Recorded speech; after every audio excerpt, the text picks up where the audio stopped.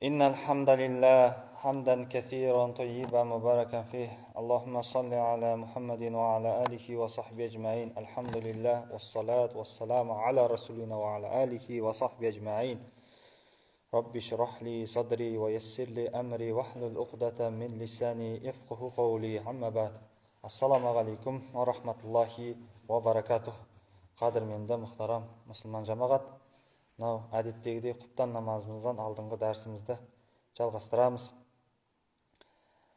Өзіміздің ұстазымыз Нұр Мұбарак Ислам мәдениеті университетінің аға оқытушысы Бижан Елесбеков ұстазымыздың Құран тағылымы атты кітабының Құранны оқудағы әдептіліктер жайында болмақ. Құран оқығанда жылау дейді. Құран оқу барысында жылау ғалымдардың сипаты мен ұстанымы. Құранда Алла Тағала астауз билля ва яхируна лил азқани ябкуна ва язидухум хушуа садақаллахул азим. Исра сүресінің 109 аятында сізбенен бізге Алла Тағала бұлай деп баяндайды. Қазақшалай мағынасылай аудармасында сөйтіп олар жылаған күйде тағы да сәждеге жығылады. Міне Құран олардың Аллаға деген сый құрметін осылайша арттыра түседі деген Алла Тағала. Осы мәселеге қатысты өте көп хабарлар жеткен. Төменде солардың кейбірін келтіре кетейік. Алланың елшісі саллаллаху алейхи уассалам Құран оқыңдар әрі жылаңдар деп. Егер жылай алмасаңдар, жылауға тырысыңдар деген. Омар ибн Ал-Хаттаб, одан Алла разы болсын, жамағатпен таң намазын оқып тұрып, Юсуф сүресін оқып, жылағанда көз жасы кеудесіне дейін жеткен. Кейбір риуаяттарда құптан намазы деп те келеді. Бұл риуаяттар аталған жағдайдың ол кісіде бірнеше мәрте орын алғандығын көрсетеді. Келесі бір риуаятта ол кісінің жылағанын артқы саптағыларда естігенді айтылады. Жалпы пайғамбарымыз саллаллаху алейхи уассаламнан бір уақиға болады.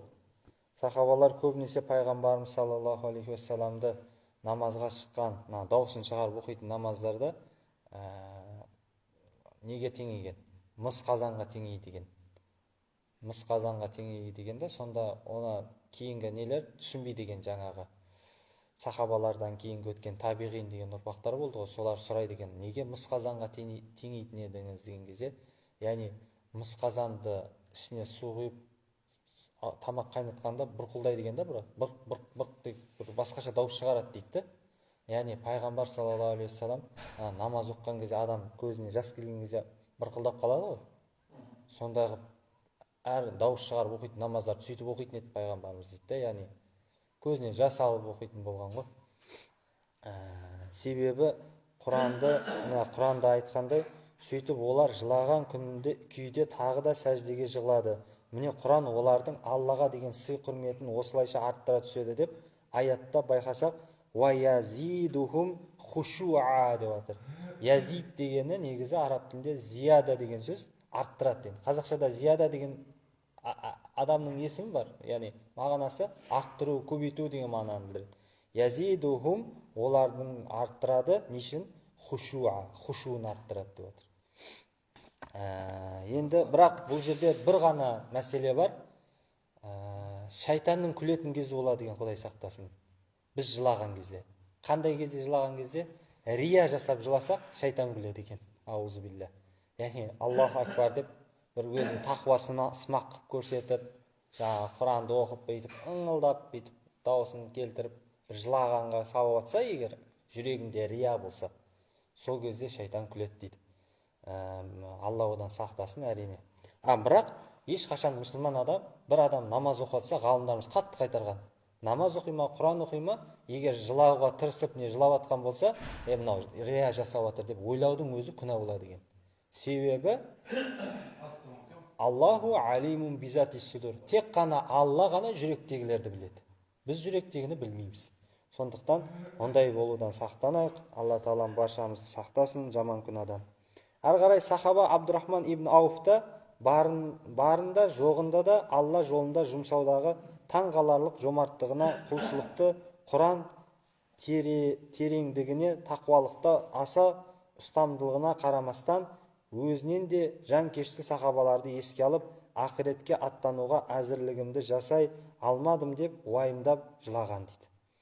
Хишам Мұхаммед ибн Сириннің түнде намазда тұрып жылағанын көп естігенін хабарлаған. Білесіздер, Мұхаммед ибн Сирин деген табиғин кісі болған.